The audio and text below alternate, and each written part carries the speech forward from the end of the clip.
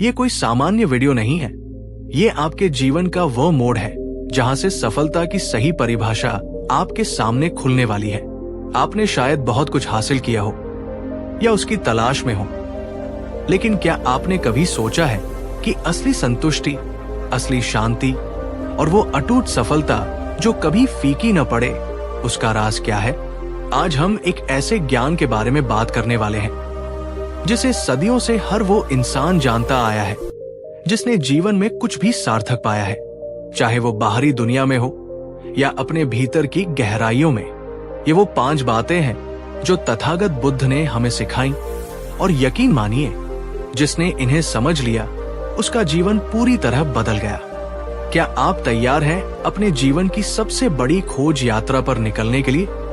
नमस्कार दोस्तों और भविष्य के महामानवों, आप देख रहे हैं बुद्धा ब्लेसिंग इंस्पायर, वो मंच जहां हम जीवन के गहरे रहस्यों को सरल भाषा में सुलझाते हैं, जहां हर शब्द सिर्फ सुना नहीं जाता बल्कि जिया जाता है।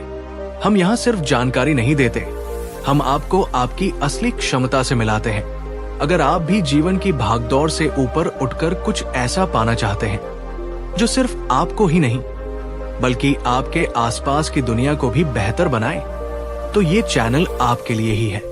हमारी इस यात्रा में शामिल होने के लिए अभी इस चैनल को सब्सक्राइब करें और उस घंटी वाले आइकॉन को भी दबा दें ताकि कोई भी महत्वपूर्ण सूत्र आपसे छूट न जाए। और हाँ, अगर ये बातें आपके दिल को छू जाए तो लाइक करना बिल्कुल मत भूलिएगा और इसे उन लोगों के साथ साझा जरूर कीजिएगा जिनकी आप परवाह करते हैं। तो चलिए बात करते हैं बुद्ध की उन 5 महान शिक्षाओं में से पहली शिक्षा की, जिसे हर सफल इंसान अपने जीवन का आधार बनाता है।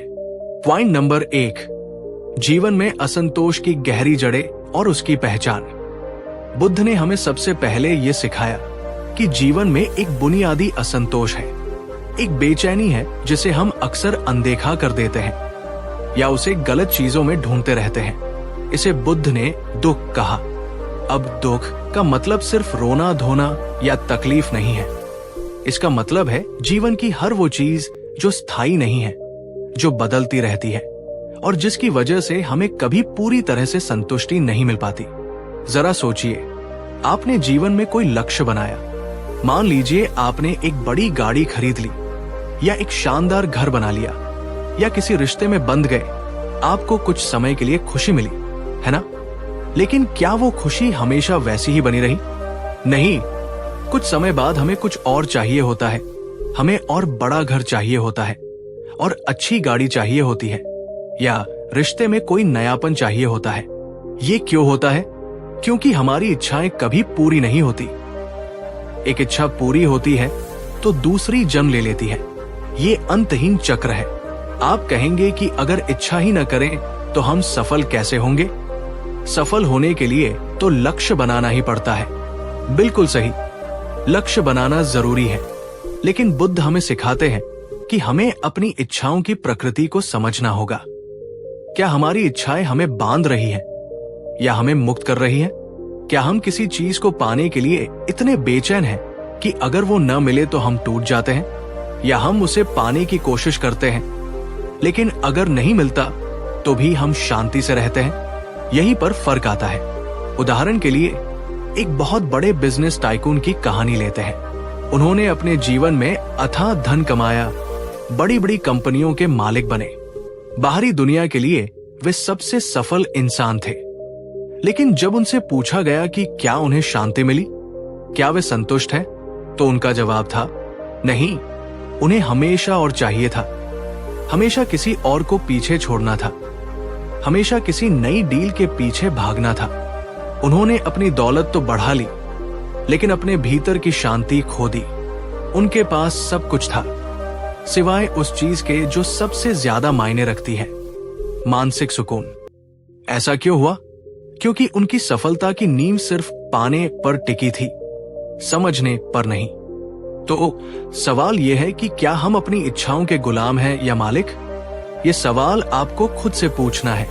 इसका जवाब ईमानदारी से दीजिएगा और अगर आप चाहें तो कमेंट बॉक्स में जरूर लिखिएगा। मैं आपके जवाब जानने के लिए उत्सुक हूं। जब हम अपनी इच्छाओं को समझ लेते हैं, उनकी क्षण भंगुरता को पहचान लेते हैं, तब हम उनसे मुक्त होने का पहला कदम उठाते हैं। तब हमारी सफलता सिर्फ बाहरी चीजों पर निर्भर नहीं करती, बल्कि हमारे भीतर की स्थिति पर निर्भर करती है, और ये बाहरी सफलता से कहीं ज्यादा गहरी और स्थायी होती है। ये समझना कि जीवन में हर चीज बदलती है और किसी भी चीज को हमेशा के लिए पकड़कर नहीं रखा जा सकता, हमें एक अजीब सी शांति देता है। ये हमें सिखाता है कि हम चीजों को स्वीकार करना सीखें, चाहे वे जैसी भी हों। जब हम इस असंतोष की जड़ को पहचान लेते हैं, तो हम अपनी ऊर्जा को सही जगह लगाना शुरू करते हैं। हम उन चीजों के पीछे भागना बंद कर देते हैं जो हमें अंत में केवल और अधिक बेचैनी देती है। तो अगली बार जब आप किसी चीज के लिए बहुत ज्यादा बेचैन महसूस करें या किसी चीज को पाकर भी संतुष्ट न हो, तो एक पल रुककर सोचिएगा, क्या मैं अपनी इच्छाओं के इस चक्र में फंस रहा हूं? क्या मैं उस चीज को पकड़ने की कोशिश कर रहा हूं जो मेरी प्रकृति के विपरीत है, जो स्थायी नहीं है? यह समझना ही बुद्ध की पहली शिक्षा का सार है। यह सफलता की ओर पहला और सबसे महत्वपूर्ण कदम है, क्योंकि ये हमें सिखाता है कि हमें कहां देखना चाहिए, बाहर की दुनिया में नहीं, बल्कि अपने भीतर। और दोस्तों, अगर आपको लग रहा है कि ये बातें आपके जीवन में कुछ बदलाव ला रही हैं, तो इस वीडियो को एक लाइक जरूर दें। इसे अपने दोस्तों और परिवार के साथ साझा करें और कमेंट में नमो बुद्धाय लिखकर हमें बताएं कि आप भी इस ज्ञान की यात्रा का हिस्सा हैं। आपके कमेंट्स मुझे और प्रेरित करते हैं, और अगर आपको हमारा काम पसंद आ रहा है और आप हमें सपोर्ट करना चाहते हैं, तो सुपर थैंक्स का उपयोग कर सकते हैं, या हमारे चैनल की मेंबरशिप लेकर इस ज्ञान को और लोगों तक पहुंचाने में हमारी मदद कर सकते हैं। ये सब आपके लिए ही है, ताकि हम सब मिलकर एक बेहतर और जागरूक समाज बना सके। अब आप सोच रहे होंगे कि अगर जीवन में सब कुछ अनिश्चित है, सब कुछ बदलता है, तो फिर हम शांति और स्थायी सफलता कैसे पाएं? इसी सवाल का जवाब हमें बुद्ध की अगली शिक्षा में मिलता है। तो अब हम बात करेंगे दूसरी महत्वपूर्ण शिक्षा की। पॉइंट नंबर 2, असंतोष के कारण का अंत, इच्छाओं पर नियंत्रण। जैसा कि हमने अपनी पहले पॉइंट में जाना कि जीवन में एक बुनियादी असंतोष है, एक बेचैनी है जिसे बुद्ध ने दुख कहा। हमने ये भी समझा कि ये दुख केवल शारीरिक पीड़ा या मानसिक तनाव नहीं है, बल्कि हर उस चीज की क्षण भंगुरता है जिसे हम स्थायी समझना चाहते हैं। अब सवाल उठता है कि ये असंतोष, ये दुख आता कहां से है, इसकी जड़ क्या है? और यहीं से हमें बुद्ध की दूसरी महान शिक्षा मिलती है, जो हमें उस गहरे कारण तक ले जाती है, जिसे अगर हमने पहचान लिया तो सफलता की एक नई परिभाषा हमारे लिए खुल जाएगी। बुद्ध ने बड़े स्पष्ट शब्दों में कहा कि इस असंतोष, इस दुख का मूल कारण हमारी इच्छा है, जिसे उन्होंने तृष्णा कहा। ये तृष्णा कोई सामान्य इच्छा नहीं है, ये एक ऐसी प्यास है जो कभी बुझती नहीं। ये वो भूख है जो चाहे कितना भी खा लो फिर भी अधूरी ही रहती है। ये सिर्फ किसी चीज को पाने की चाहत नहीं है, बल्कि उससे चिपके रहने की, उसे हमेशा बनाए रखने की, या अगर कोई चीज पसंद ना आए तो उसे खत्म कर देने की तीव्र ललक है। जरा सोचिए, क्या आपने कभी महसूस किया है कि जब आप किसी चीज को बहुत ज्यादा चाहते हैं तो आप कितना बेचैन महसूस करते हैं? उस चीज के मिलने से पहले की व्याकुलता और मिलने के बाद उसे खो देने का डर, क्या ये भी एक तरह का दुख नहीं है? बुद्ध ने इस तृष्णा को 3 मुख्य भागों में बांटा है, और इन्हें समझना हमारे भीतर की बेचैनी को समझने का पहला कदम है। सबसे पहले आती है काम तृष्णा, कामा तन्हा। ये इंद्रियों के सुख की तीव्र इच्छा है। हमें अच्छी चीजें देखनी है, मधुर संगीत सुनना है, स्वादिष्ट भोजन खाना है, सुगंधित चीजें सूंघनी है और सुखद स्पर्श का अनुभव करना है। इसमें कोई बुराई नहीं लगती, है ना? आखिर कौन नहीं चाहेगा ये सब? लेकिन समस्या तब शुरू होती है जब हम इन इंद्रिय सुखों से चिपके रहते हैं, उन्हें स्थायी बनाना चाहते हैं, और उनके न मिलने पर या उनके बदल जाने पर बेचैन हो जाते हैं। उदाहरण के लिए सोचिए, आपने एक नया बहुत ही आकर्षक मोबाइल फोन खरीदा। आप उसकी सुंदरता पर मोहित हैं, उसकी चिकनी बनावट, उसकी चमकदार स्क्रीन, उसकी तेज गति आपको बहुत पसंद आती है। शुरुआती कुछ दिनों या हफ्तों तक आपको एक अजीब सी खुशी महसूस होती है। आप उसे बार बार देखते हैं, उसकी तस्वीरें लेते हैं, उसे दोस्तों को दिखाते हैं। यह आपकी काम तृष्णा का एक हिस्सा है जो आपको उस नए अनुभव से जोड़ रहा है। लेकिन फिर क्या होता है? कुछ समय बाद उसकी चमक थोड़ी फीकी पड़ने लगती है। कोई नया मॉडल बाजार में आ जाता है जो उससे भी ज्यादा आकर्षक लगता है। आपका फोन थोड़ा धीमा होने लगता है या उस पर एक छोटा सा खरोंच आ जाता है। अचानक वो खुशी गायब हो जाती है। उसकी जगह असंतोष ले लेता है। काश मेरे पास नया वाला होता, या मेरे फोन को क्या हो गया। ये असंतोष कहां से आया? ये उस काम तृष्णा से आया जो उस चीज से चिपकी हुई थी। और जब चीज बदली तो उस चिपके रहने से दुख पैदा हुआ। क्या आप अपने जीवन में ऐसे अनुभव याद कर सकते हैं जहां किसी चीज को पाकर भी आपकी खुशी कुछ समय बाद कापूर हो गई हो? अगर हाँ, तो कमेंट करके जरूर बताइएगा। दूसरी आती है भव तृष्णा, भव तन्हा। ये अस्तित्व की चाह है, कुछ बनने की इच्छा है, अमरता की इच्छा है, या किसी स्थिति को बनाए रखने की तीव्र ललक है। हम हमेशा कुछ न कुछ बनना चाहते हैं। सफल व्यापारी, प्रसिद्ध कलाकार, बेहतर इंसान, या किसी रिश्ते में हमेशा मैं और तुम बने रहें। हम अपनी पहचान को, अपनी स्थिति को स्थायी बनाना चाहते हैं।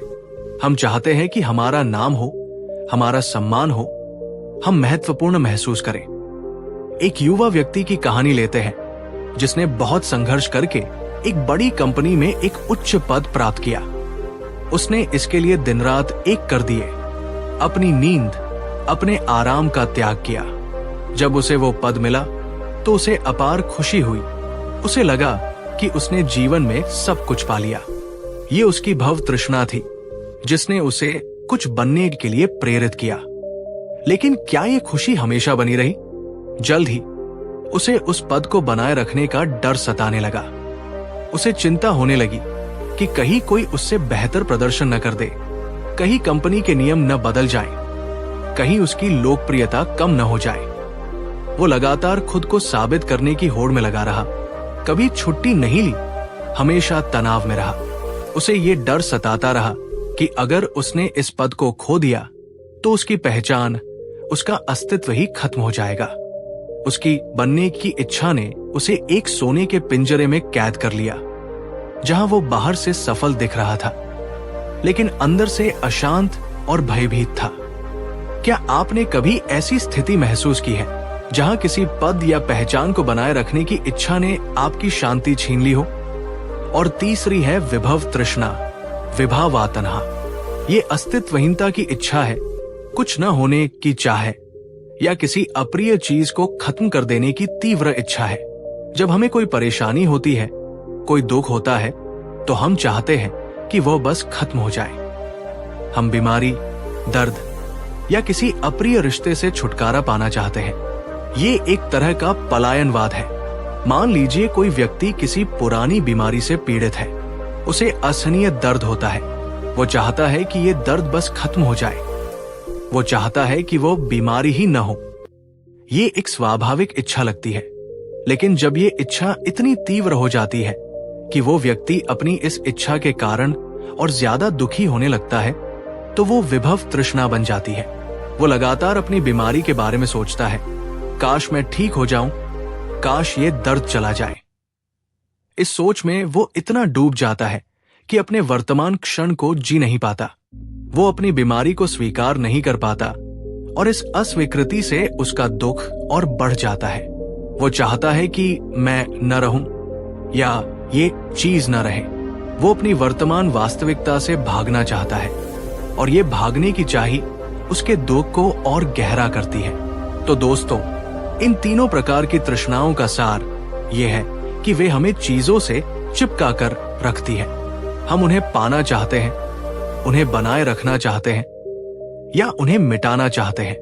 और जब चीजें हमारी इच्छा के अनुसार नहीं होती, क्योंकि जीवन की प्रकृति ही बदलाव है, तो हमें दुख होता है।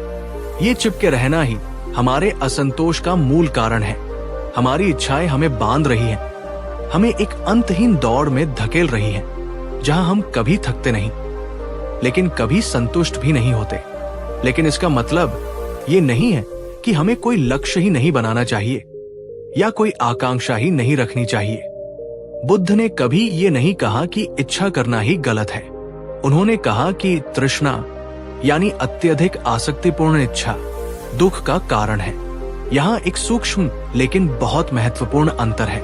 एक तरफ है तृष्णा जो आसक्ति और लगाव से भरी है, और दूसरी तरफ है छंद, चंदा, जो एक शुद्ध इरादा है, एक सकारात्मक आकांक्षा है। जब हम किसी चीज को पाने की तीव्र इच्छा रखते हैं और उससे इस कदर चिपक जाते हैं कि उसके न मिलने पर हमारी पूरी दुनिया बिखर जाती है, तो वो तृष्णा है। ये हमें बेचैन करती है, हमें परेशान करती है। लेकिन जब हम कोई लक्ष्य बनाते हैं, उसे पाने के लिए प्रयास करते हैं, लेकिन परिणाम से आसक्ति नहीं रखते, ये समझते हुए कि जीवन में सब कुछ अनिश्चित है, तो वो छंद है। एक वैज्ञानिक अनुसंधान करता है, उसे सफलता की उम्मीद होती है, वो पूरी मेहनत करता है, लेकिन अगर उसे सफलता नहीं मिलती तो वो निराश हो सकता है, लेकिन वो टूटता नहीं। वो अगले प्रयास की ओर बढ़ता है, क्योंकि उसकी प्रेरणा ज्ञान प्राप्त करने या समाज की भलाई करने की है, न कि सिर्फ सफल कहलाने की। असल में सफलता की असली परिभाषा यही है, बिना आसक्ति के कर्म करना। जब आप किसी काम को पूरे मन से करते हैं, लेकिन उसके परिणाम को अपने वश में नहीं मानते, तो आप मुक्त हो जाते हैं। आप सफलता या असफलता दोनों को एक ही नजर से देख पाते हैं। आपकी आंतरिक शांति किसी बाहरी घटना पर निर्भर नहीं करती। जरा अपने जीवन पर एक नजर डालिए। आपके जीवन में ऐसी कौन सी इच्छाएं जिनके पूरा न होने पर आपको सबसे ज्यादा तकलीफ होती है? क्या आप उन इच्छाओं को पहचान सकते हैं जो आपको शांति से दूर ले जाती है? क्या आपकी इच्छाएं आपको मुक्त कर रही हैं या आपको और बांध रही हैं? इन सवालों के जवाब शायद आपके भीतर एक नया द्वार खोलेंगे। ये समझना कि हमारी इच्छाएं ही हमारे दुख का कारण है, हमें एक नई दिशा देता है। ये हमें सिखाता है कि हमें बाहरी दुनिया में चीजों को बदलने की बजाय अपने भीतर की इच्छाओं पर काम करना होगा। ये कोई आसान काम नहीं है, लेकिन ये सबसे शक्तिशाली और जीवन बदलने वाला ज्ञान है। ये ज्ञान आपको उस भद्र इंसान की तरह बनाता है जिसने पहाड़ों को चीरकर रास्ता बनाया। उसने पहाड़ को हटाने की इच्छा नहीं की, बल्कि रास्ता बनाने की प्रबल आकांक्षा रखी। और जब बाधाएं आई तो उसने उनसे चिपके रहने की बजाय उन्हें पार करने का रास्ता खोजा। तो हम अपनी इन इच्छाओं पर नियंत्रण कैसे पाएं? बुद्ध ने हमें इन्हें जबरदस्ती दबाने को नहीं कहा, क्योंकि दबी हुई इच्छाएं और भी तीव्र होकर उभरती है।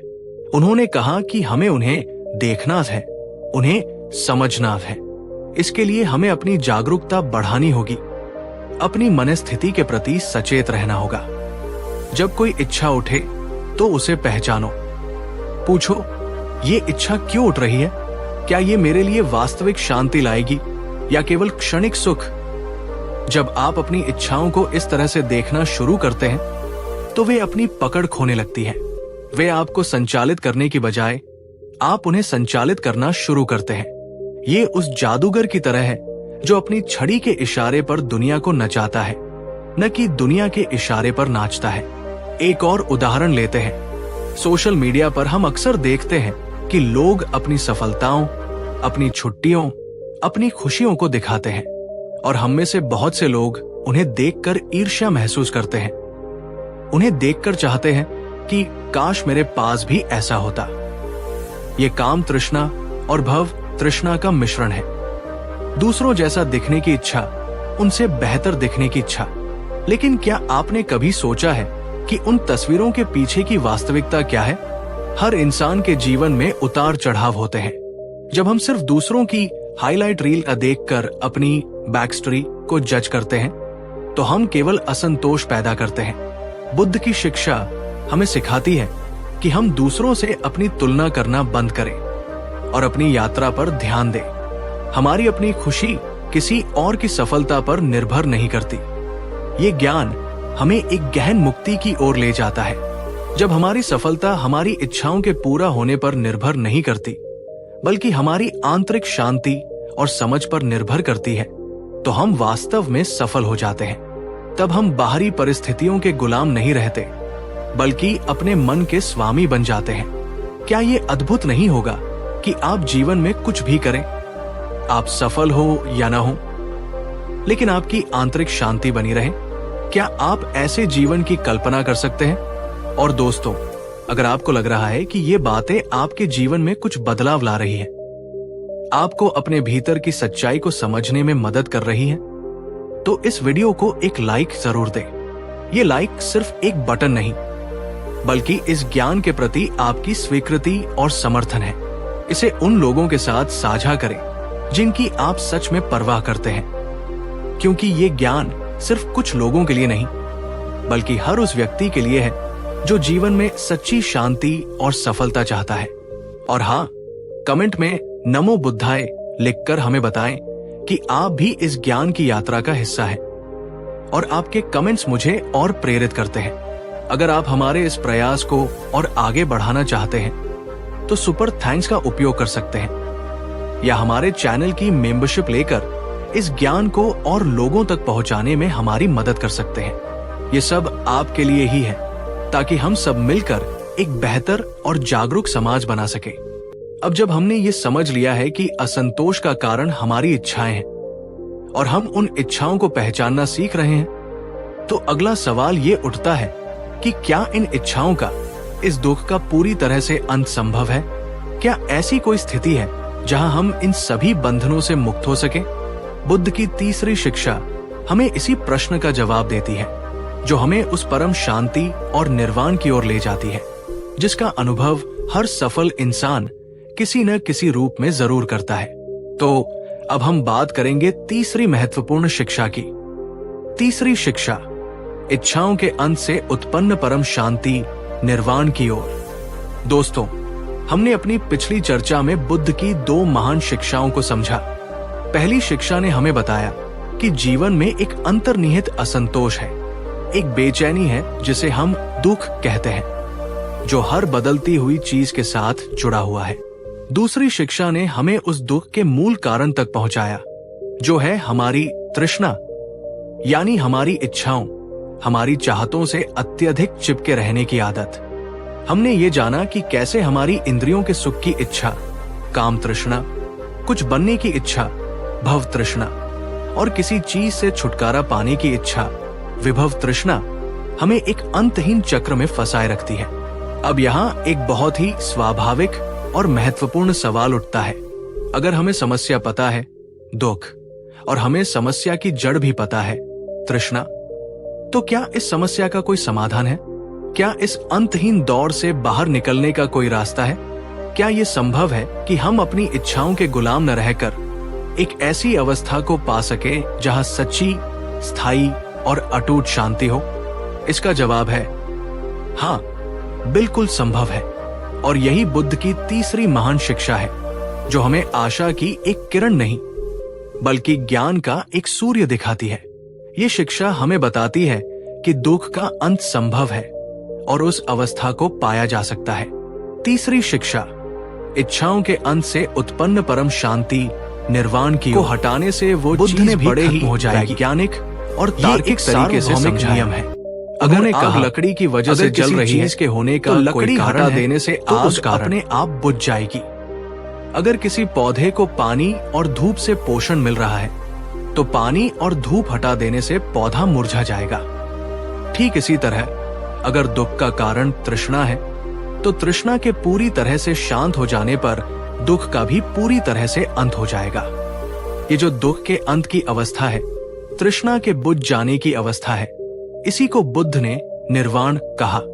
अब निर्वाण शब्द सुनते ही हमारे मन में कई तरह की छवियां बनती हैं। कुछ लोग सोचते हैं कि ये स्वर्ग जैसी कोई जगह है जहां मृत्यु के बाद जाते हैं। कुछ लोग सोचते हैं कि ये एक शून्य की अवस्था है, जहां कुछ भी महसूस नहीं होता, इंसान एक पत्थर की तरह हो जाता है। लेकिन ये दोनों ही धारणाएं पूरी तरह से गलत है। निर्वाण कोई स्थान नहीं है, ये एक अवस्था है। ये मन की एक ऐसी स्थिति है जिसे इसी जीवन में यही और अभी अनुभव किया जा सकता है।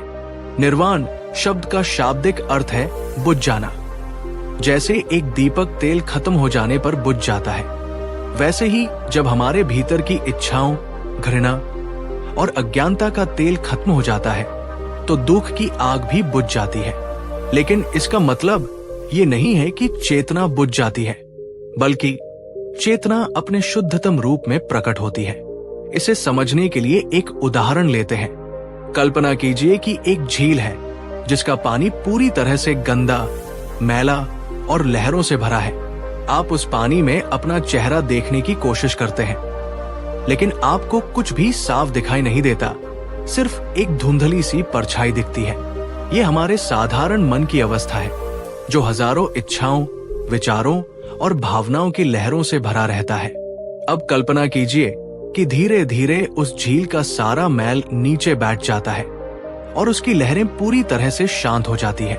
अब पानी इतना साफ और स्थिर है कि आप उसमें न केवल अपना चेहरा बल्कि आसमान के बादलों और आसपास के पेड़ों को भी बिल्कुल स्पष्ट रूप से देख सकते हैं।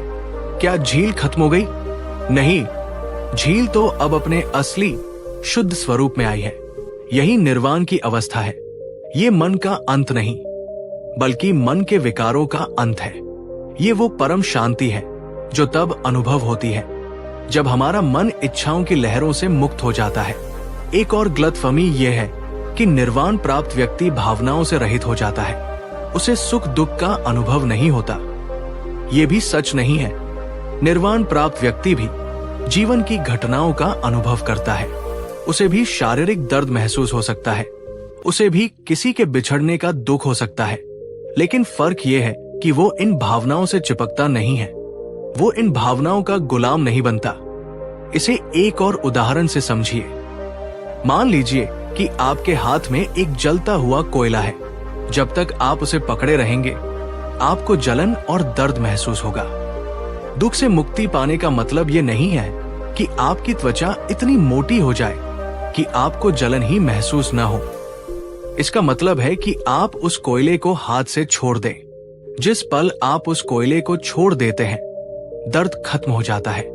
यहाँ जलता हुआ कोयला हमारी इच्छाएं और हमारी आसक्तियां हैं। निर्वाण प्राप्त व्यक्ति ये जान जाता है कि किस चीज को पकड़ना है और किस चीज को जाने देना है। वो जीवन के अनुभवों से गुजरता है, लेकिन उन्हें पकड़कर नहीं रखता। वो सुख का अनुभव करता है, लेकिन सुख के जाने पर दुखी नहीं होता। वो दुख का अनुभव करता है, लेकिन उस दुख में डूबकर खुद को खत्म नहीं कर लेता। वो एक दर्शक की तरह अपने ही मन के खेल को देखता है।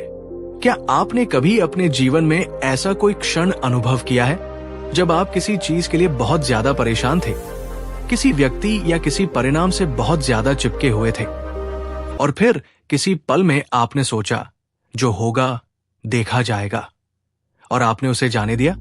उस जाने देने, लेटिंग गो के बाद आपको कैसी शांति महसूस हुई? एक अजीब सा हल्कापन, एक बोझ उतर जाने जैसा एहसास? अगर हाँ, तो आपने निर्वाण का एक छोटा सा कण चख लिया है। अपने उस अनुभव को कमेंट्स में जरूर साझा कीजिएगा, क्योंकि आपका अनुभव दूसरों को भी प्रेरित कर सकता है। अब आप कहेंगे कि ये सब सुनने में तो बहुत अच्छा लगता है, लेकिन क्या ये व्यावहारिक है? क्या आज की इस भागदौड़ भरी जिंदगी में, जहां हर तरफ प्रतिस्पर्धा है, हम अपनी इच्छाओं को छोड़ सकते हैं?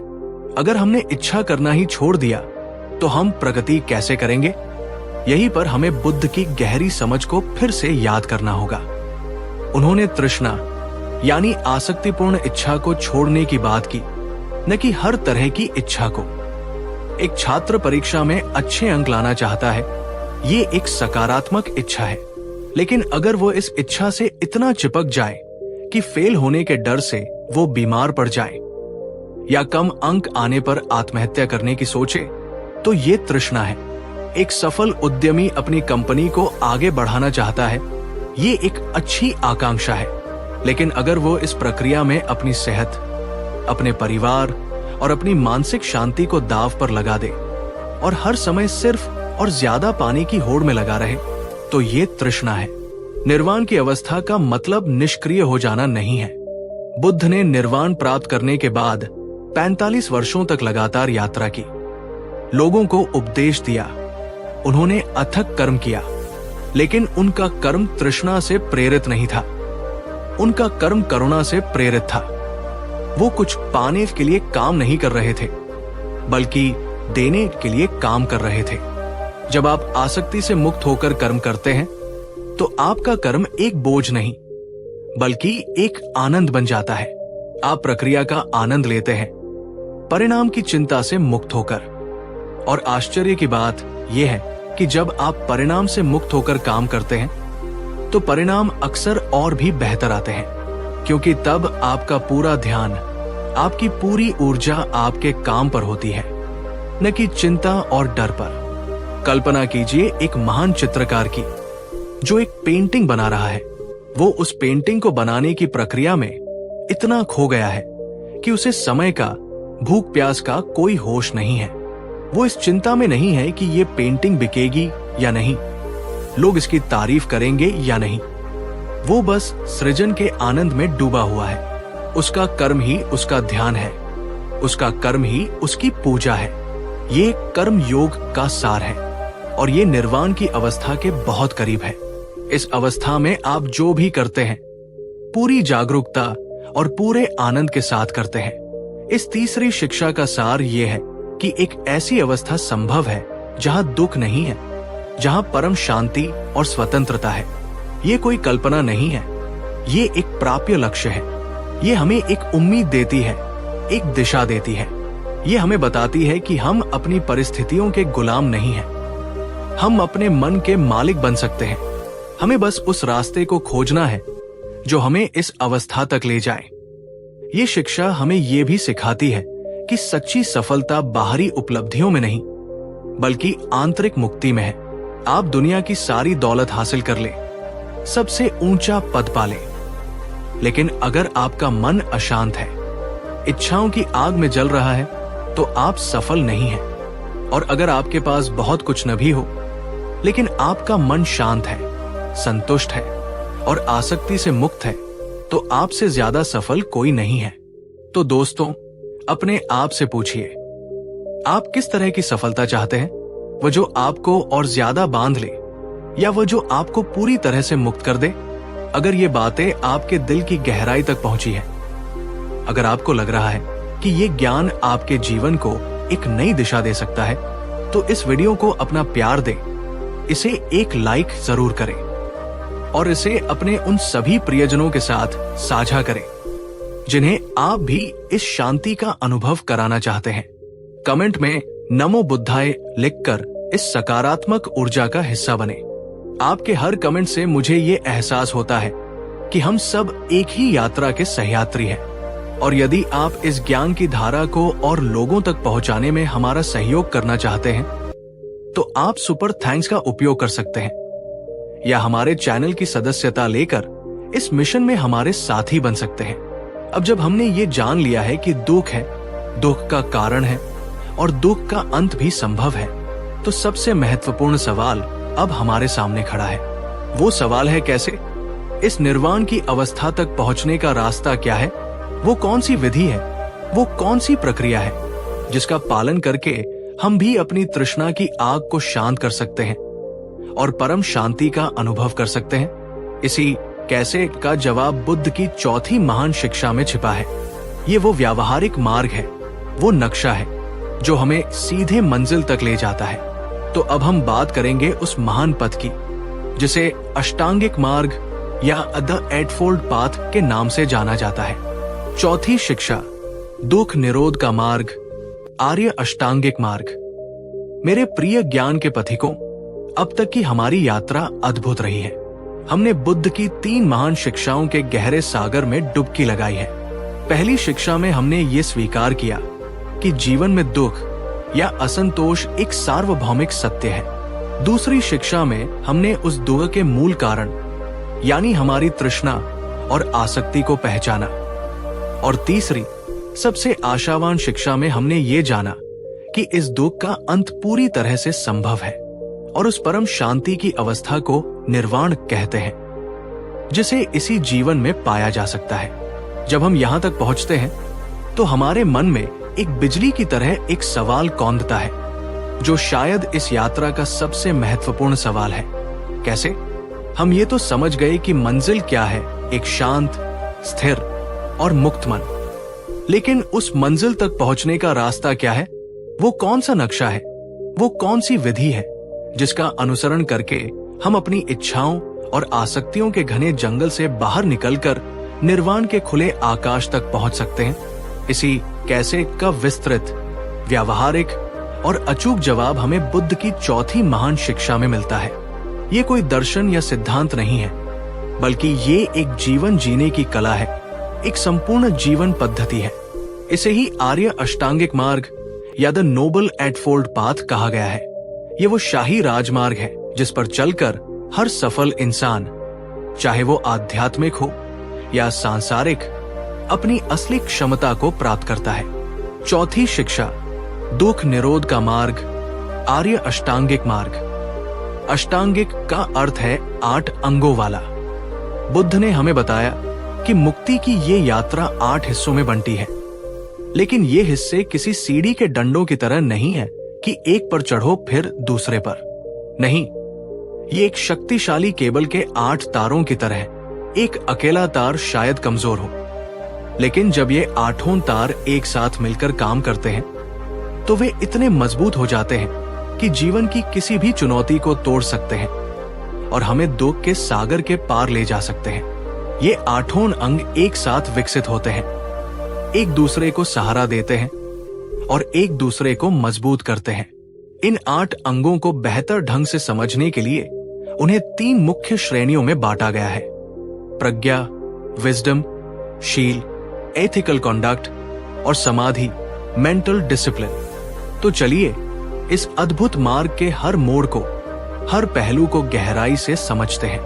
पहला खंड, प्रज्ञा, सम्यक ज्ञान और समझ।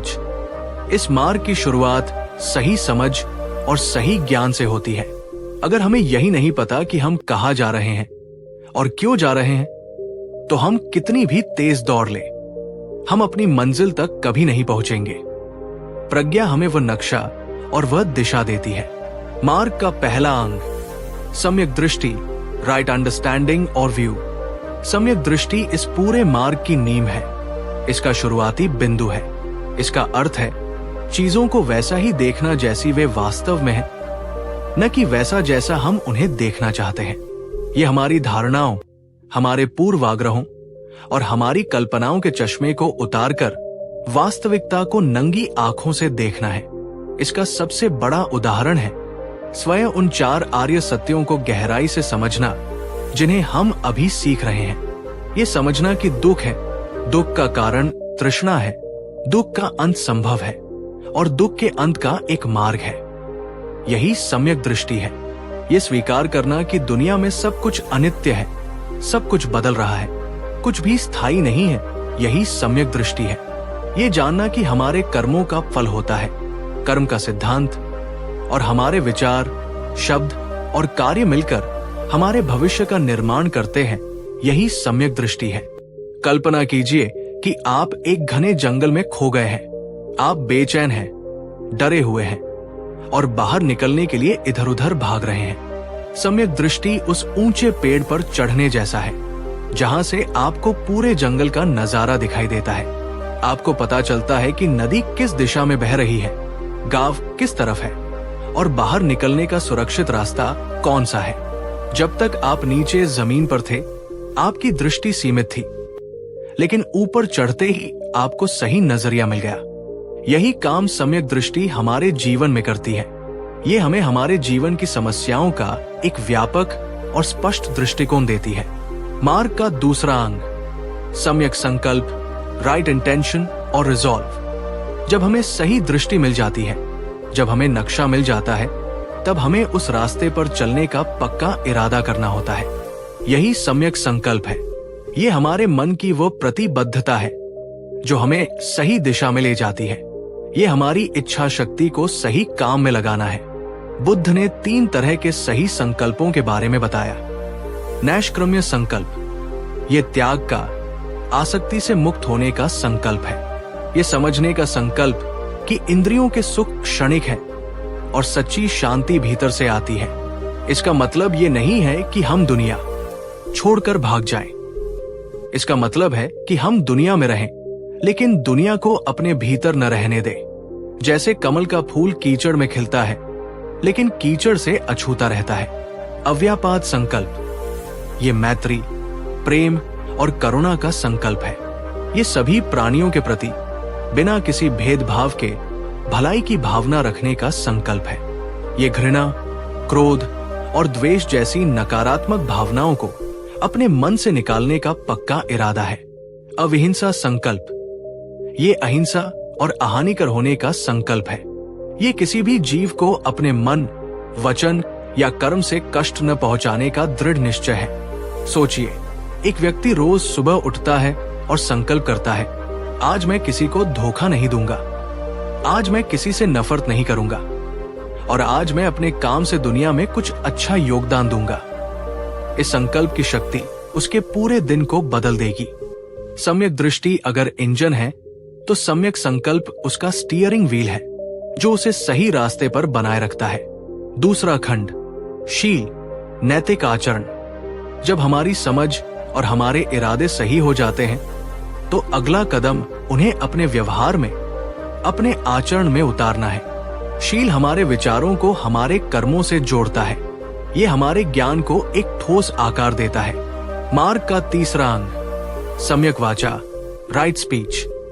हमारी वाणी में अद्भुत शक्ति होती है। ये रिश्ते बना भी सकती है और बिगाड़ भी सकती है।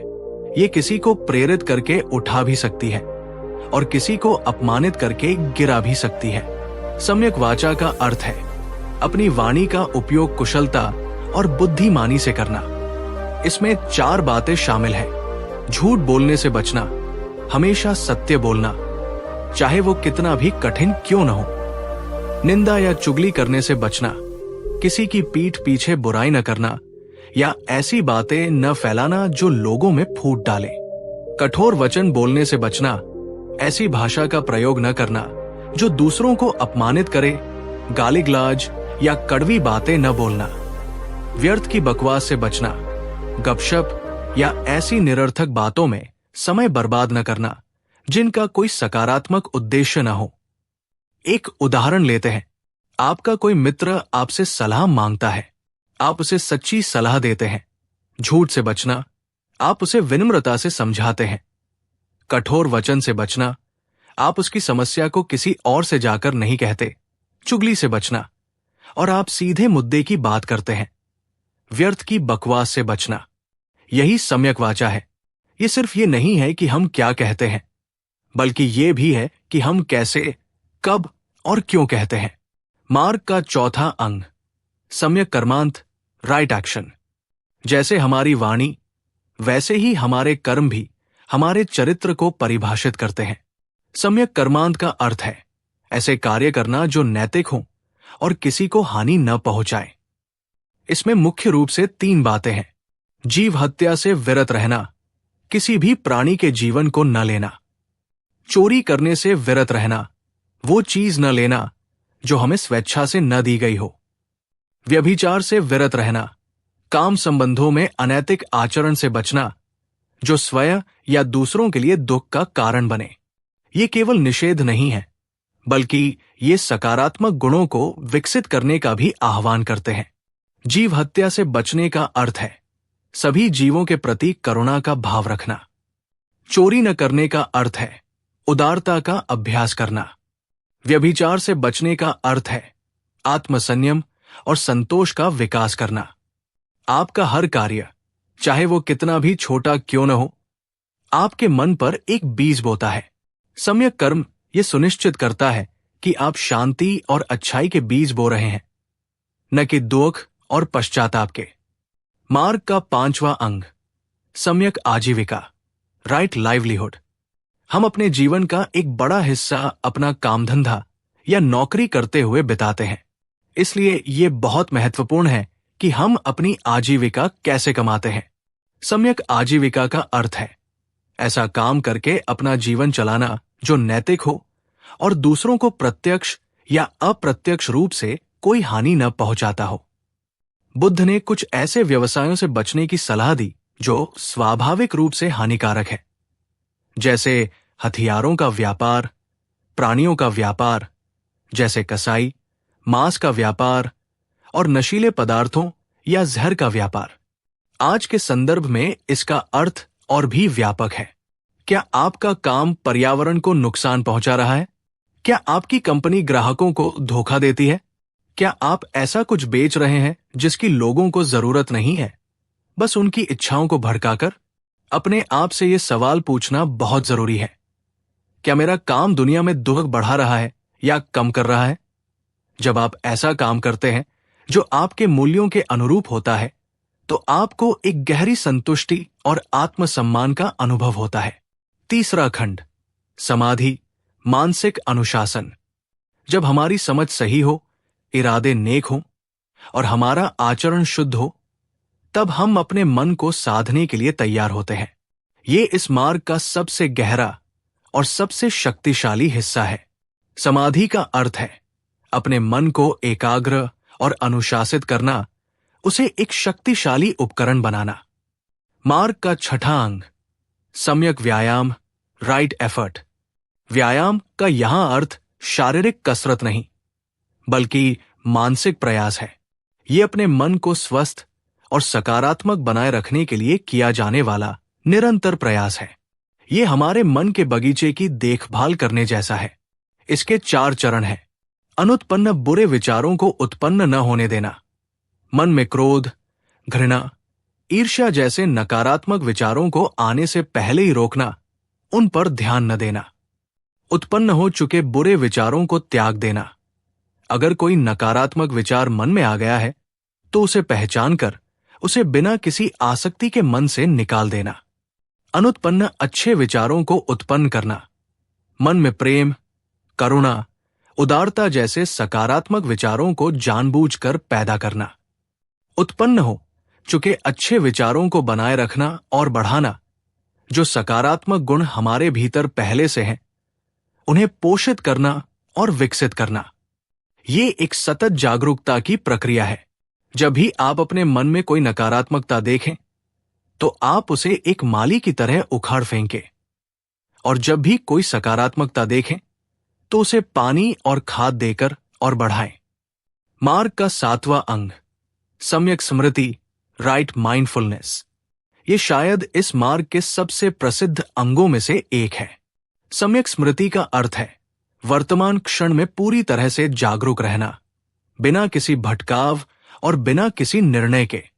हमारा मन या तो अतीत की बातों में उलझा रहता है या भविष्य की चिंताओं में खोया रहता है। वो वर्तमान में बहुत कम टिकता है। सम्यक स्मृति का अभ्यास है अपने हर कार्य के प्रति सचेत रहना। जब आप चल रहे हैं, तो सिर्फ चलिए, अपने कदमों के एहसास के प्रति जागरूक रहिए। जब आप खा रहे हैं, तो सिर्फ खाइए। भोजन के स्वाद, उसकी गंध और उसकी बनावट पर पूरा ध्यान दीजिए। अपनी सांसों के आने जाने के प्रति जागरूक रहिए। अपने विचारों और भावनाओं को आते जाते देखिए, जैसे आकाश में बादल आते जाते हैं। आप बादल नहीं हैं, आप वो आकाश है जिसमें वे घटित हो रहे हैं। ये जागरूकता आपको अपने ही मन का स्वामी बनाती है। आप अपनी भावनाओं के बहाव में बह नहीं जाते, बल्कि उन्हें देख पाते हैं और सही प्रतिक्रिया चुन पाते हैं। मार्ग का 8वां अंग, सम्यक समाधि, राइट कॉन्सेंट्रेशन। जब हम सही प्रयास और सही जागरूकता का अभ्यास करते हैं, तो हमारा मन स्वाभाविक रूप से एकाग्र होने लगता है। सम्यक समाधि का अर्थ है मन को एक ही विषय पर स्थिर करने की क्षमता विकसित करना। यह ध्यान की गहरी अवस्थाओं को प्राप्त करने का अभ्यास है। जैसे सूर्य की बिखरी हुई किरणें कुछ जला नहीं सकती, लेकिन जब उन्हें एक लेंस के माध्यम से एक बिंदु पर केंद्रित किया जाता है, तो वे आग पैदा कर सकती है। उसी तरह हमारा बिखरा हुआ मन कमजोर होता है, लेकिन जब उसे समाधि के माध्यम से एकाग्र किया जाता है, तो वो अत्यंत शक्तिशाली हो जाता है।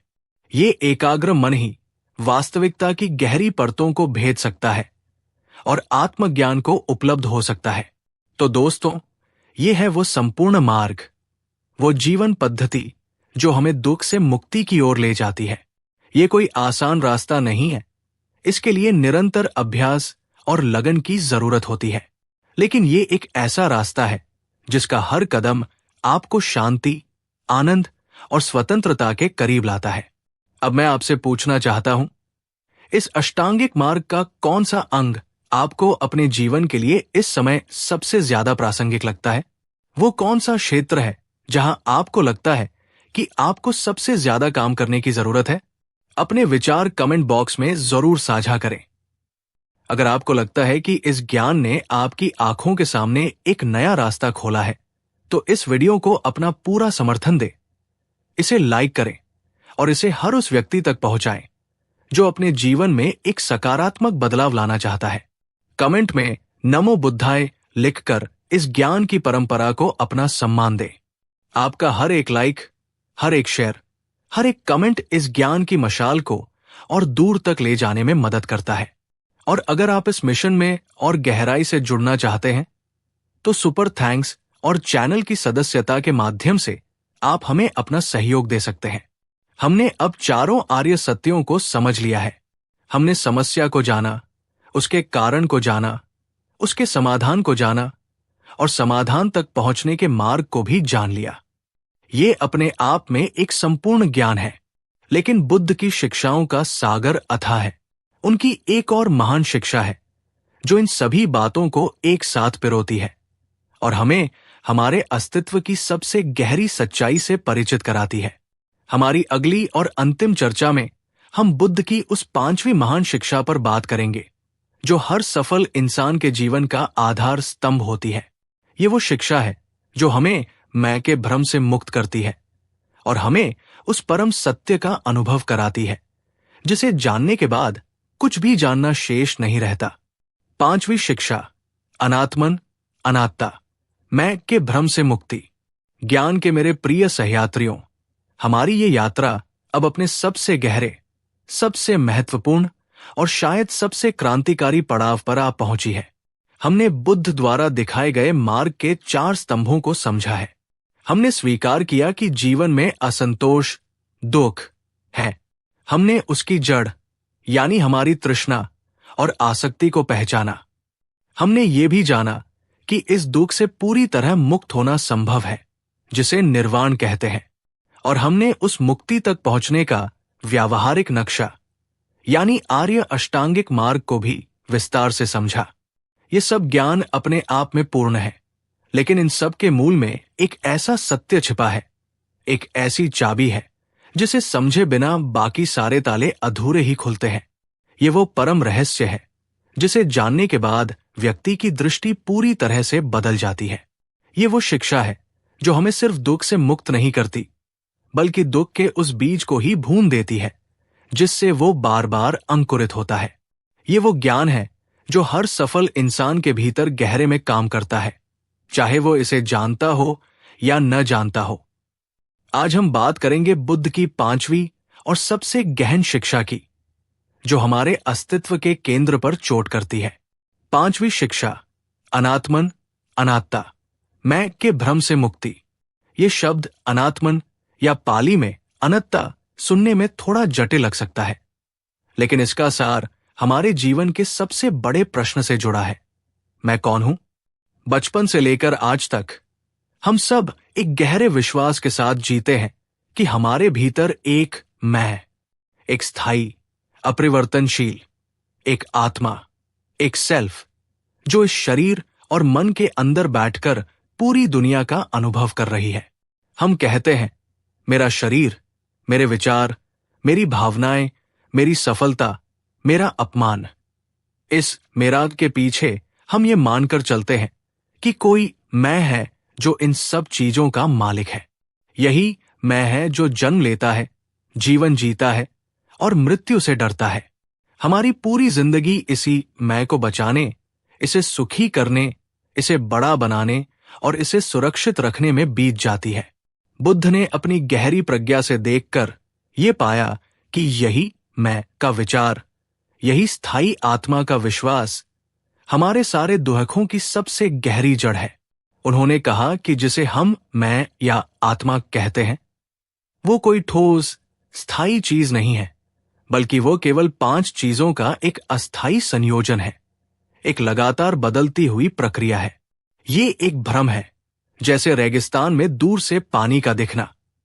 पानी लगता है पर होता नहीं है। वैसे ही एक स्थायी मैल लगता है पर होता नहीं है। ये समझना थोड़ा मुश्किल हो सकता है, क्योंकि ये हमारे जन्मों जन्मों के विश्वास पर चोट करता है। तो चलिए इसे बहुत ही सरल उदाहरणों से परत दर परत खोलते हैं। बुद्ध ने कहा कि जिसे हम स्व या मैं कहते हैं, वो 5 स्कंधों या समूहों 5 एग्रीगेट्स का एक जोड़ मात्र है। आइए इन 5 को एक एक करके जांचते हैं और देखते हैं कि क्या इनमें से कोई भी चीज हमारा स्थायी मैं हो सकती है। पहला स्कंध, रूप, रूपा, फॉर्म। रूप का अर्थ है हमारा भौतिक शरीर और ये पूरी भौतिक दुनिया। हमारा ये शरीर, जिसे हम मैं का सबसे ठोस सबूत मानते हैं, क्या ये सच में मैं है? ये शरीर तो भोजन, पानी और हवा से बना है। ये लगातार बदल रहा है। बचपन का शरीर और आज का शरीर एक नहीं है। हर कुछ वर्षों में हमारे शरीर के लगभग सारे अणु बदल जाते हैं। ये बीमार होता है, बूढ़ा होता है और एक दिन ये मिट्टी में मिल जाएगा। अगर ये शरीर मैं होता तो मैं भी लगातार बदल रहा होता, बीमार हो रहा होता और मर जाता। हम कहते हैं मेरा शरीर, जैसे हम कहते हैं मेरा घर या मेरी कार। हम कार नहीं हैं, हम कार के मालिक हैं, या ऐसा सोचते हैं। उसी तरह हम शरीर नहीं हैं। तो क्या मैं इस शरीर के अंदर बैठा कोई ड्राइवर है? चलिए आगे खोजते हैं। दूसरा स्कंध, वेदना, वेदना, सेंसेशंस, फीलिंग्स। वेदना का अर्थ है हमारी इंद्रियों के माध्यम से उत्पन्न होने वाली हर तरह की अनुभूति। जब हमारी आंख किसी सुंदर दृश्य को देखती है तो एक सुखद वेदना होती है। जब हमारा हाथ आग को छूता है तो एक दुखद वेदना होती है।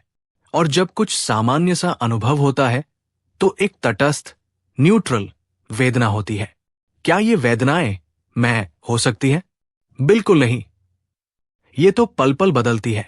अभी सुख है, अगले ही पल दुख हो सकता है। अगर मैं ये वेदनाएं होता तो मैं भी एक मोमबत्ती की लौ की तरह लगातार कांपता और बदलता रहता। एक पल में पैदा होता और दूसरे ही पल मर जाता। तो मैं वेदना भी नहीं है।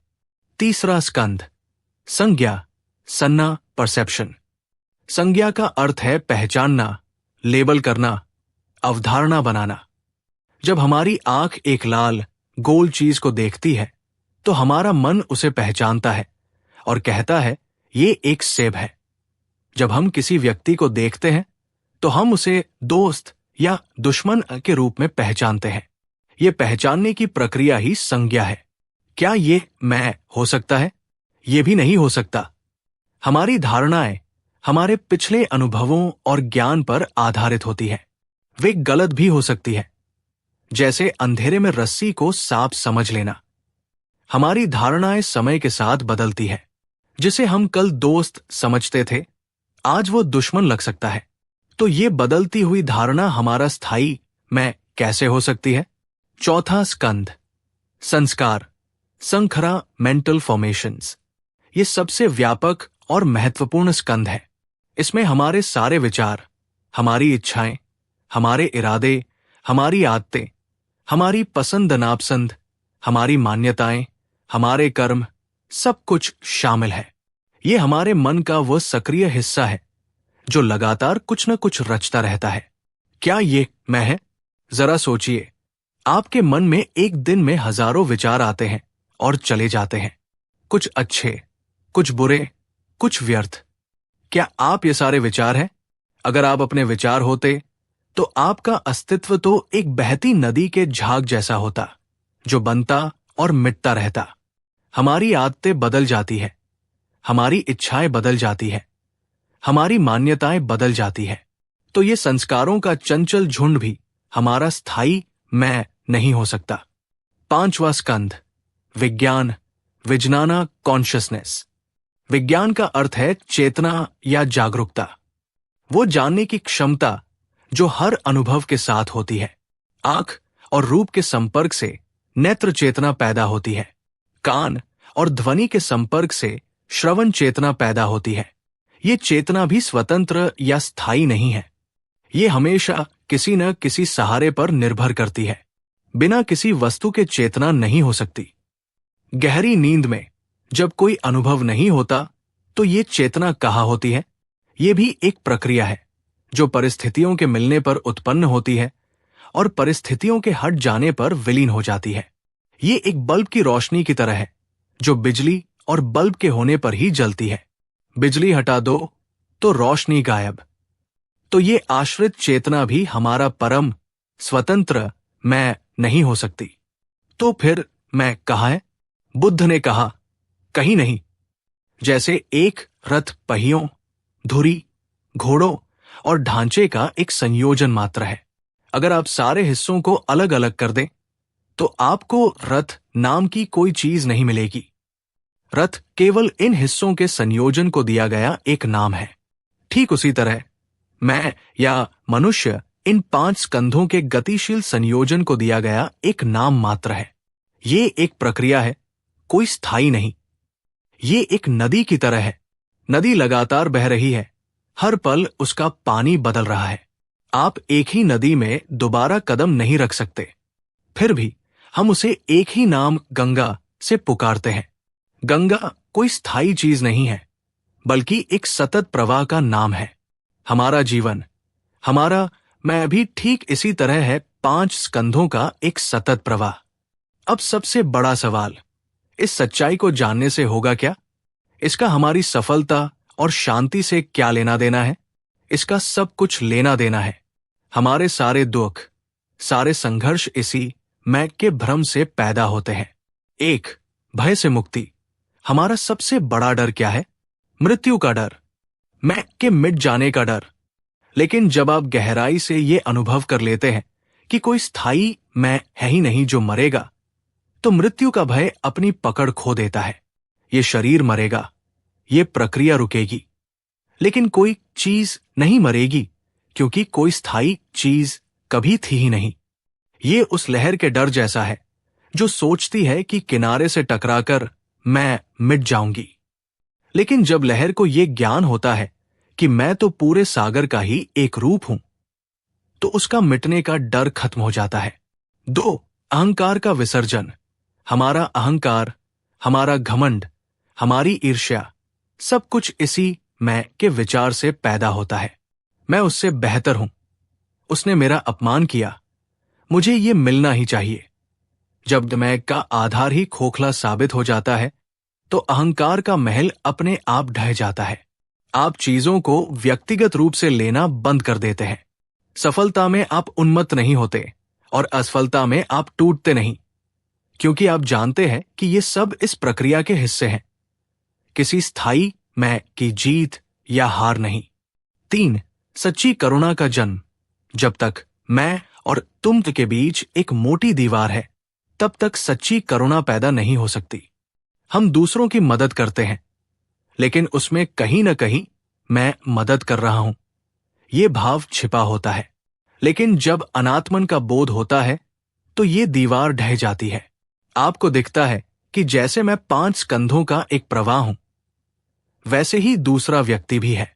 जैसे मेरे भीतर दुख और सुख की लहरें उठती है, वैसे ही उसके भीतर भी उठती है। तब जो करुणा पैदा होती है वो स्वाभाविक होती है, बिना किसी प्रयास के। तब आप सेवा करते हैं, क्योंकि आपको दूसरे में अपना ही विस्तार दिखाई देता है। 4, आसक्ति से मुक्ति। हम चीजों से क्यों चिपकते हैं? ये मेरा घर है, ये मेरा पैसा है, ये मेरा रिश्ता है। हम इन चीजों से अपनी पहचान जोड़ लेते हैं। जब ये चीजें चली जाती हैं तो हमें लगता है कि मेरा एक हिस्सा चला गया और हमें दुख होता है। लेकिन जब आप जानते हैं कि कोई स्थायी मेरा कहने वाला ही नहीं है, तो आप चीजों का उपयोग करते हैं, उनका आनंद लेते हैं, लेकिन उनसे चिपकते नहीं हैं। आप एक खुले हाथ से जीवन जीते हैं, मुट्ठी बांधकर नहीं। तो दोस्तों, बुद्ध की ये 5वीं शिक्षा हमें हमारे सबसे बड़े भ्रम से मुक्त करती है। ये हमें बताती है कि हम कोई संज्ञा, नाउन नहीं है, हम एक क्रिया, वर्ब हैं। हम एक होना, बीइंग नहीं है। हम एक हो रहे, बिकमिंग हैं। ये ज्ञान हमें हल्का बनाता है, हमें निर्भय बनाता है, हमें प्रेमपूर्ण बनाता है। इस पूरी यात्रा का सार यही है। जीवन में असंतोष है क्योंकि हम अनित्य चीजों से सुख खोजते हैं। पहला सत्य, इस असंतोष का कारण उन अनित्य चीजों से और एक झूठे मैं से चिपके रहना है।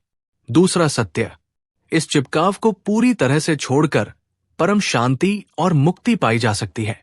तीसरा सत्य, तो एक सुखद वेदना होती है। जब हमारा हाथ आग को छूता है तो एक दुखद वेदना होती है, और जब कुछ सामान्य सा अनुभव होता है तो एक तटस्थ, न्यूट्रल वेदना होती है। क्या ये वेदनाएं मैं हो सकती है? बिल्कुल नहीं। ये तो पल पल बदलती है। अभी सुख है, अगले ही पल दुख हो सकता है। अगर मैं ये वेदनाएं होता तो मैं अभी एक मोमबत्ती की लौ की तरह लगातार कांपता और बदलता रहता। एक पल में पैदा होता और दूसरे ही पल मर जाता। तो मैं वेदना भी नहीं है। तीसरा स्कंध, संज्ञा, सन्ना, परसेप्शन। संज्ञा का अर्थ है पहचानना, लेबल करना, अवधारणा बनाना। जब हमारी आंख एक लाल गोल चीज को देखती है तो हमारा मन उसे पहचानता है और कहता है ये एक सेब है। जब हम किसी व्यक्ति को देखते हैं तो हम उसे दोस्त या दुश्मन के रूप में पहचानते हैं। ये पहचानने की प्रक्रिया ही संज्ञा है। क्या ये मैं हो सकता है? ये भी नहीं हो सकता। हमारी धारणाएं हमारे पिछले अनुभवों और ज्ञान पर आधारित होती है। वे गलत भी हो सकती है, जैसे अंधेरे में रस्सी को सांप समझ लेना। हमारी धारणाएं समय के साथ बदलती है। जिसे हम कल दोस्त समझते थे, आज वो दुश्मन लग सकता है। तो ये बदलती हुई धारणा हमारा स्थायी मैं कैसे हो सकती है? चौथा स्कंध, संस्कार, संखरा, मेंटल फॉर्मेशंस। ये सबसे व्यापक और महत्वपूर्ण स्कंध है। इसमें हमारे सारे विचार, हमारी इच्छाएं, हमारे इरादे, हमारी आदतें, हमारी पसंद नापसंद, हमारी मान्यताएं, हमारे कर्म, सब कुछ शामिल है। ये हमारे मन का वह सक्रिय हिस्सा है जो लगातार कुछ न कुछ रचता रहता है। क्या ये मैं है? जरा सोचिए, आपके मन में एक दिन में हजारों विचार आते हैं और चले जाते हैं। कुछ अच्छे, कुछ बुरे, कुछ व्यर्थ। क्या आप ये सारे विचार हैं? अगर आप अपने विचार होते तो आपका अस्तित्व तो एक बहती नदी के झाग जैसा होता, जो बनता और मिटता रहता। हमारी आदतें बदल जाती है, हमारी इच्छाएं बदल जाती है, हमारी मान्यताएं बदल जाती है।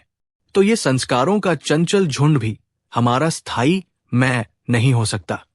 पांचवा स्कंध, विज्ञान, विज्ञाना, कॉन्शियसनेस। विज्ञान का अर्थ है चेतना या जागरूकता, वो जानने की क्षमता जो हर अनुभव के साथ होती है। आंख और रूप के संपर्क से नेत्र चेतना पैदा होती है। कान और ध्वनि के संपर्क से श्रवण चेतना पैदा होती है। ये चेतना भी स्वतंत्र या स्थायी नहीं है। ये हमेशा किसी न किसी सहारे पर निर्भर करती है। बिना किसी वस्तु के चेतना नहीं हो सकती। गहरी नींद में जब कोई अनुभव नहीं होता तो ये चेतना कहाँ होती है? ये भी एक प्रक्रिया है जो परिस्थितियों के मिलने पर उत्पन्न होती है और परिस्थितियों के हट जाने पर विलीन हो जाती है। ये एक बल्ब की रोशनी की तरह है जो बिजली और बल्ब के होने पर ही जलती है। बिजली हटा दो तो रोशनी गायब। तो ये आश्रित चेतना भी हमारा परम स्वतंत्र मैं नहीं हो सकती। तो फिर मैं कहाँ है? बुद्ध ने कहा, कहीं नहीं। जैसे एक रथ पहियों, धुरी, घोड़ों और ढांचे का एक संयोजन मात्र है। अगर आप सारे हिस्सों को अलग अलग कर दें तो आपको रथ नाम की कोई चीज नहीं मिलेगी। रथ केवल इन हिस्सों के संयोजन को दिया गया एक नाम है। ठीक उसी तरह मैं या मनुष्य इन 5 स्कंधों के गतिशील संयोजन को दिया गया एक नाम मात्र है। ये एक प्रक्रिया है, कोई स्थायी नहीं। ये एक नदी की तरह है। नदी लगातार बह रही है, हर पल उसका पानी बदल रहा है। आप एक ही नदी में दोबारा कदम नहीं रख सकते। फिर भी हम उसे एक ही नाम गंगा से पुकारते हैं। गंगा कोई स्थायी चीज नहीं है, बल्कि एक सतत प्रवाह का नाम है। हमारा जीवन, हमारा मैं भी ठीक इसी तरह है, 5 स्कंधों का एक सतत प्रवाह। अब सबसे बड़ा सवाल इस सच्चाई को जानने से होगा क्या? इसका हमारी सफलता और शांति से क्या लेना देना है? इसका सब कुछ लेना देना है। हमारे सारे दुख, सारे संघर्ष इसी मैं के भ्रम से पैदा होते हैं। 1. भय से मुक्ति। हमारा सबसे बड़ा डर क्या है? मृत्यु का डर, मैं के मिट जाने का डर। लेकिन जब आप गहराई से ये अनुभव कर लेते हैं कि कोई स्थायी मैं है ही नहीं जो मरेगा, तो मृत्यु का भय अपनी पकड़ खो देता है। ये शरीर मरेगा, ये प्रक्रिया रुकेगी, लेकिन कोई चीज नहीं मरेगी, क्योंकि कोई स्थायी चीज कभी थी ही नहीं। ये उस लहर के डर जैसा है जो सोचती है कि किनारे से टकराकर मैं मिट जाऊंगी। लेकिन जब लहर को यह ज्ञान होता है कि मैं तो पूरे सागर का ही एक रूप हूं, तो उसका मिटने का डर खत्म हो जाता है। 2. अहंकार का विसर्जन।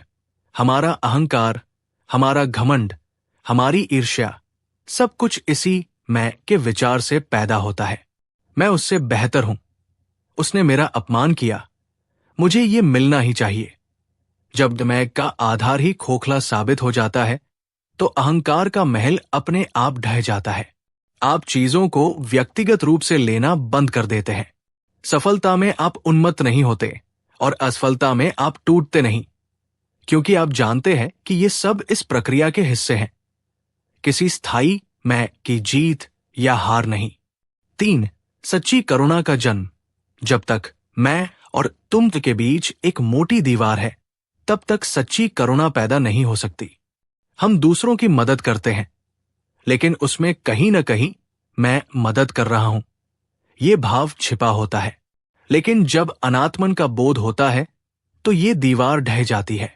आपको दिखता है कि जैसे मैं 5 स्कंधों का एक प्रवाह हूं, वैसे ही दूसरा व्यक्ति भी है।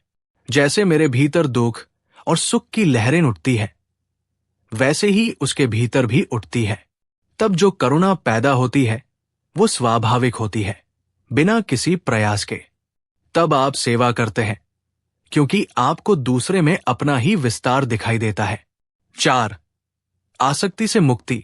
हम चीजों से क्यों चिपकते हैं? ये मेरा घर है, ये मेरा पैसा है, ये मेरा रिश्ता है। हम इन चीजों से अपनी पहचान जोड़ लेते हैं। जब ये चीजें चली जाती हैं, तो हमें लगता है कि मेरा एक हिस्सा चला गया और हमें दुख होता है।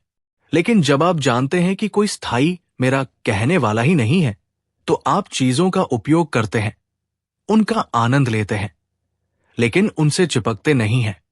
आप एक खुले हाथ से जीवन जीते हैं, मुट्ठी बांधकर नहीं। तो दोस्तों, बुद्ध की ये 5वीं शिक्षा हमें हमारे सबसे बड़े भ्रम से मुक्त करती है। ये हमें बताती है कि हम कोई संज्ञा, नाउन नहीं है, हम एक क्रिया, वर्ब है। हम एक होना, बीइंग नहीं है, हम एक हो रहे, बिकमिंग है। ये ज्ञान हमें हल्का बनाता है, हमें निर्भय बनाता है, हमें प्रेमपूर्ण बनाता है। इस पूरी यात्रा का सार यही है।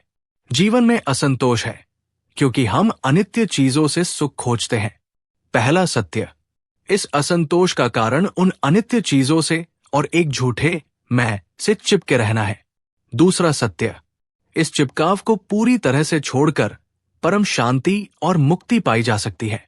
तीसरा सत्य, इस मुक्ति तक पहुंचने का व्यावहारिक रास्ता है सही समझ, सही आचरण और सही ध्यान का अभ्यास।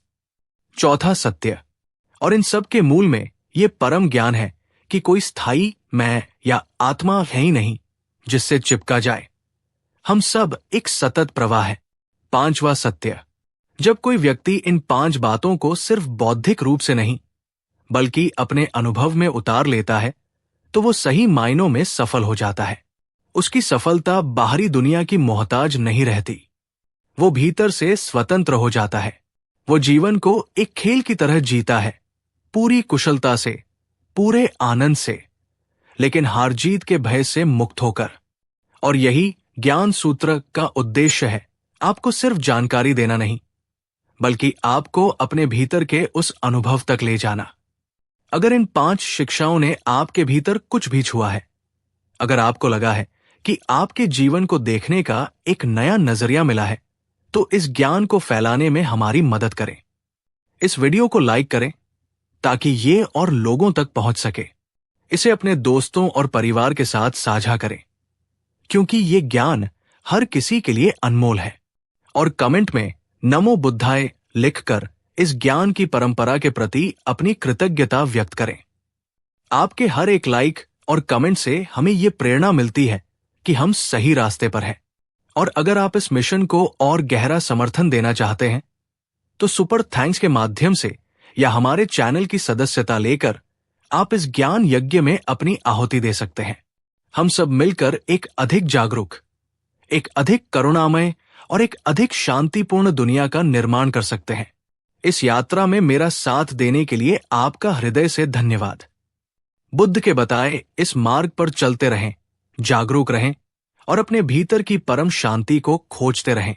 निश्चित रूप से बुद्ध की उन 5 महान शिक्षाओं को जीवन के ताने बाने में बुनकर एक कहानी के रूप में प्रस्तुत करता हूं। यह कहानी सिर्फ एक उदाहरण नहीं, बल्कि उन शिक्षाओं का एक जीवंत प्रतिबिंब है, जिसे आप अपने जीवन में भी घटित होते हुए देख सकते हैं। चलिए मिलते हैं सिद्धार्थ से। उदाहरण 1, व्यापारी सिद्धार्थ की कहानी। एक समय की बात है, एक बहुत बड़े नगर में सिद्धार्थ नाम का एक व्यापारी रहता था। सिद्धार्थ कोई साधारण व्यापारी नहीं था, वो अपने नगर का सबसे धनी व्यक्ति था। उसके जहाज दूर दूर के देशों से मसाले, रेशम और कीमती रत्न लेकर आते थे। उसका घर किसी महल से कम नहीं था, जहां संगमरमर के खंभे थे और फव्वारे दिन रात चलते रहते थे। उसकी पत्नी और बच्चे सुंदर वस्त्रों और आभूषणों से लदे रहते थे। नगर का हर व्यक्ति सिद्धार्थ का सम्मान करता था, उसकी सफलता की कहानियां सुनाता था। बाहरी दुनिया के लिए सिद्धार्थ के पास वो सब कुछ था जिसकी कोई भी इंसान कल्पना कर सकता है, धन, प्रतिष्ठा, परिवार और शक्ति। लेकिन जब रात गहरी होती थी और महल के सारे दिए बुझ जाते थे, तब सिद्धार्थ की आंखों से नींद गायब हो जाती थी। वो अपने रेशमी बिस्तर पर करवटें बदलता रहता था। उसका मन एक तूफानी समुद्र की तरह अशांत रहता था। उसे हमेशा ये चिंता लगी रहती थी कि कहीं उसका कोई जहाज समुद्र में डूब न जाए। उसे ये डर सताता था कि कहीं कोई नया व्यापारी उससे आगे न निकल जाए। जब भी वो किसी दूसरे व्यापारी को और धनी होते हुए देखता, तो उसके दिल में एक अजीब सी जलन और बेचैनी पैदा हो जाती थी। उसे अपने ही कर्मचारियों पर शक होता था कि कहीं वे उसे धोखा तो नहीं दे रहे। उसने अपनी सफलता को एक किले की तरह बना लिया था और वो खुद उस किले का एक बेचैन कैदी बन गया था। उसके पास हंसने के 100 कारण थे, लेकिन उसकी हंसी उसके होठों तक ही आकर रह जाती थी, उसके दिल तक कभी नहीं पहुंच पाती थी। यह सिद्धार्थ के जीवन का पहला सत्य था, दुख। उसके पास सब कुछ होते हुए भी उसके भीतर एक गहरा असंतोष था, एक खालीपन था, एक निरंतर बेचैनी थी। एक दिन उसे खबर मिली कि उसका सबसे बड़ा जहाज, जिसमें उसके जीवन की आधी से ज्यादा पूंजी लगी थी, एक भयानक समुद्री तूफान में फंसकर डूब गया है। ये सुनते ही सिद्धार्थ के पैरों तले जमीन खिसक गई। वो पागलों की तरह चिल्लाने लगा। उसने अपने बाल नोच लिए। उसका क्रोध और उसकी निराशा की कोई सीमा नहीं थी। उसने अपने कर्मचारियों को डांटा, अपने भाग्य को कोसा और देवताओं को भला बुरा कहा। उसे लगा कि उसकी दुनिया ही खत्म हो गई है।